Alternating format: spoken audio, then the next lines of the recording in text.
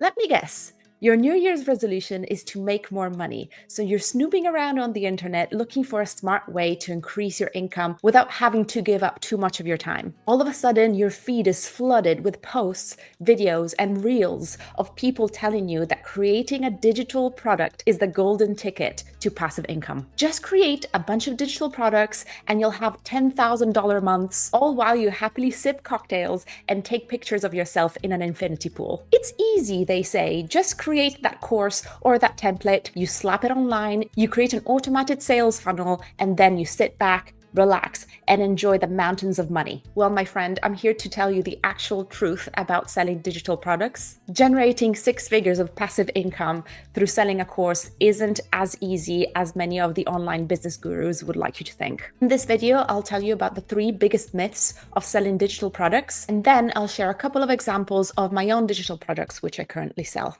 But before we move on with the video, hi, I'm Susie. I'm a finance director, a business owner, and an investor. And on this channel, I share about all things finance and business through storytelling and commentary. If this is the kind of stuff that you enjoy, hit subscribe. All right, so myth number one about digital products is what is perhaps my biggest pet peeve, which is that selling digital products will give you passive income. Let me define what passive income means. Passive income is the kind of income that is earned with little to no labor. So if you think about employed income, that is a kind of active income because you are paid for the time that you are employed. So if you're employed for 5 days a week, you're going to be paid for it 5 days a week. If you work 4 days a week, you're going to be paid for it 4 days a week, and so on and so forth. Whereas passive income does not require you to give your time in exchange. So good examples of passive income are the interest income, so any income that you generate by just leaving your savings in a bank account, or rental income. So you own a house, you put some tenants in, and then they just pay you every month. So many people call the sale of digital products passive income. Why? Well, because you just need to put a lot of work upfront in creating it. And then once you put them online, you don't have to do any further work to then deliver the product. So people will just be able to add them to the cart and then download them after they've paid for it. And I was one of those people that called the sale of digital products passive income. However, I have come to change my mind about that. I wouldn't call the sale of digital products passive income.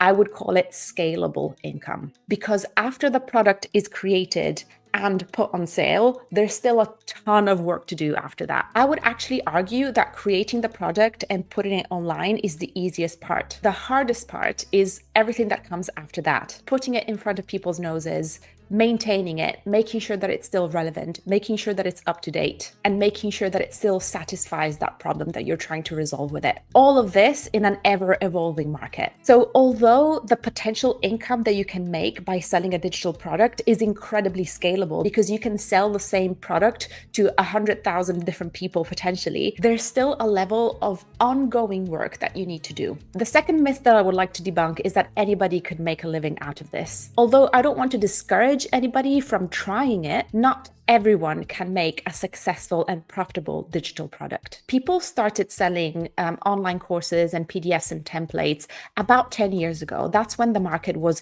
huge and pretty much up for grabs. But since then, the market has oversaturated. If you think about it, now anything that you sell online, you are competing with the rest of the world. If you had like a local shop and you were only selling things to your local community, you would have relatively fewer competitors in that area. But now if you're selling worldwide and making your products accessible to anybody, you're also competing with everybody else. Not to mention that any of these products can now be easily copied or pirated. You know, people can just like buy your product, download it, make a few tweaks, and then resell it as if it was their own. So if you actually want to create a digital product that is highly profitable and that will have success online, you will have to find something really, really specific and really, really niche. You will need knowledge of the industry that you're selling it to. You will need to find a very specific problem that the digital product will need to resolve. And you will need to master a whole other set of skills,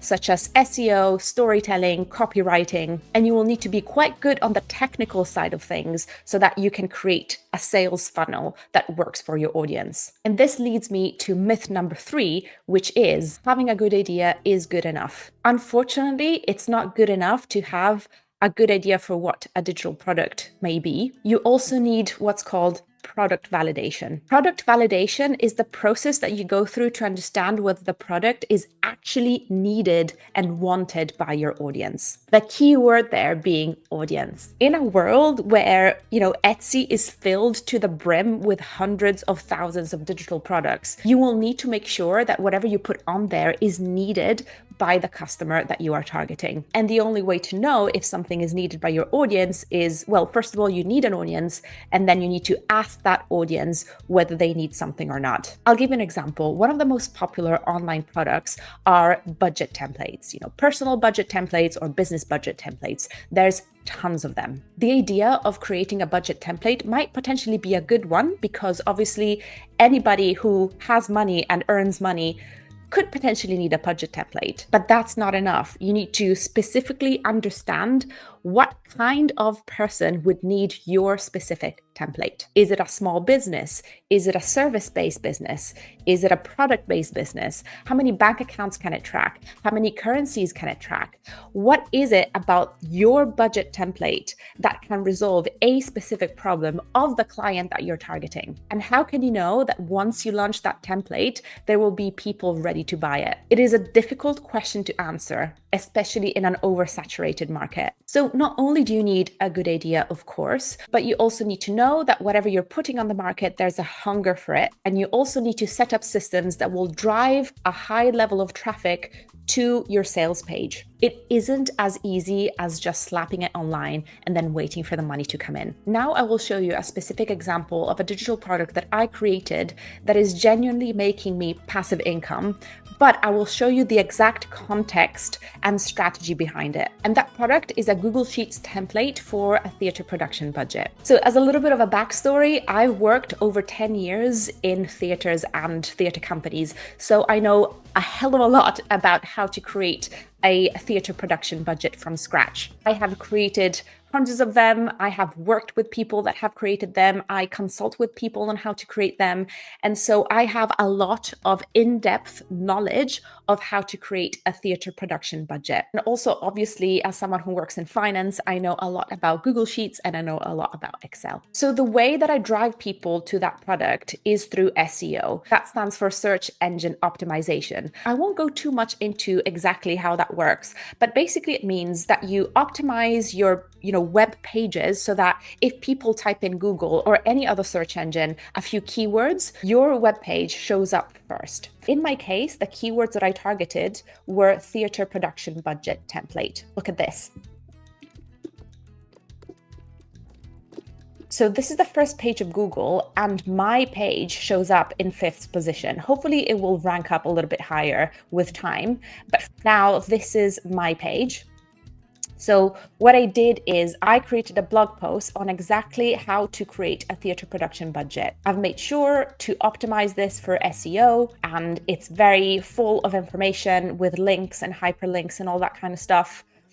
And it's very, very exhaustive. And you can see that I have peppered it with the links to my digital products. There's actually 2 connected digital products that are linked to this article. And one of them is the theater production budget template, which is right over here. And so this is the sales page for my digital product. And this is the checkout page. And I also have a bump offer. So I also created a masterclass on how to put together a theater production budget, and people can just have it for £10 off. And then this is my checkout page. So this is the funnel that I've created for this product. And now I'm going to show you how much it made me last year. So in 2024, my digital product of a theatre production budget made me £1,071.39. I live in the UK. That's the currency that I use. And consider that I don't promote this. I don't talk about this in any of my content.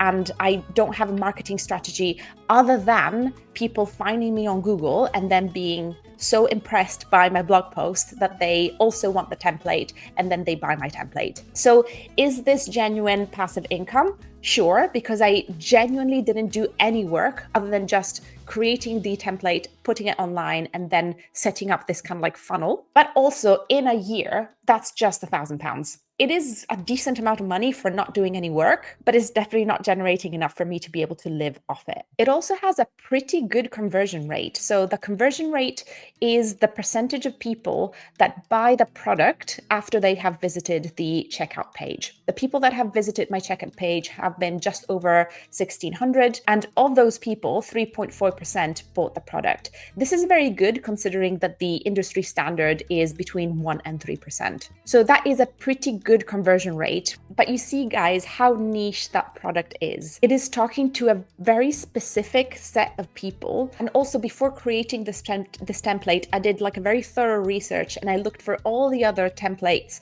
on the internet for theatre productions, and this is the best. Like, I can say that honestly. All the other templates are very, very simple, like Excel spreadsheets with like income and expenses, and that's it. My template includes formulas and also a way to set your own categories and a way to track the actual categories, and then it creates like a variance against the budget. So it is sophisticated as a template, and I made sure that I created the best product for this specific niche. I'll bring you another example of a digital product that I created. This one is an online course for freelancers in the UK that teaches them how to prepare and submit their tax returns stress-free. I'm super, super proud of this product. It took me a full year to put together. And basically, it's every single thing that I know about submitting a tax return as a freelancer downloaded into a course. Everything is explained incredibly clearly without any jargon. It teaches you a bookkeeping system. And then finally, it guides you through the process of actually submitting the tax return online. I had been working with freelancers for years before creating this course, so I knew about all of their questions, all of their doubts, all of their anxieties around submitting a tax return.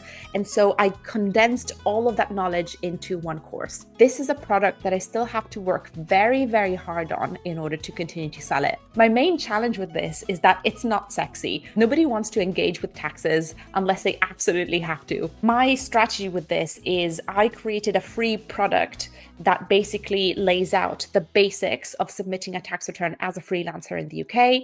That free PDF has people added on my email list. And then a couple of times per year, I just promote the course.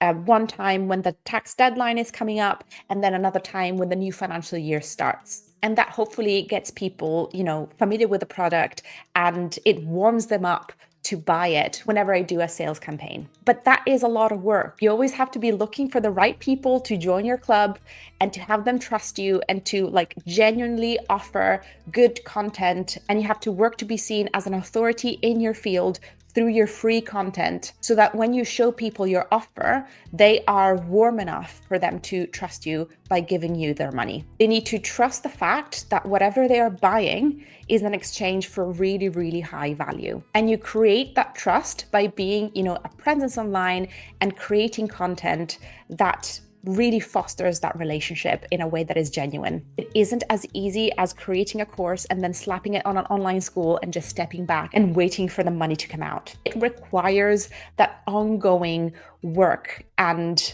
cultivation of relationships online and a solid traffic strategy. So in conclusion, I don't want to discourage any of you from creating a digital product. If you have something in mind and if you think it may work, please go ahead. There's definitely so much to learn from creating and selling a digital product, but don't be fooled by the gurus online that make you think that it's an easy thing to do. I think it's perhaps the most accessible income source, but you have to know what you're doing and you have to make sure that you're doing it well. How about you? What is your experience with digital products? Let me know in the comments below. And while you're at it, why not watch this video over here where I tell you everything that being a ballet dancer taught me about business. Thank you so much for watching this video. Hit a like button, subscribe, and I'll see you at the next one. Bye.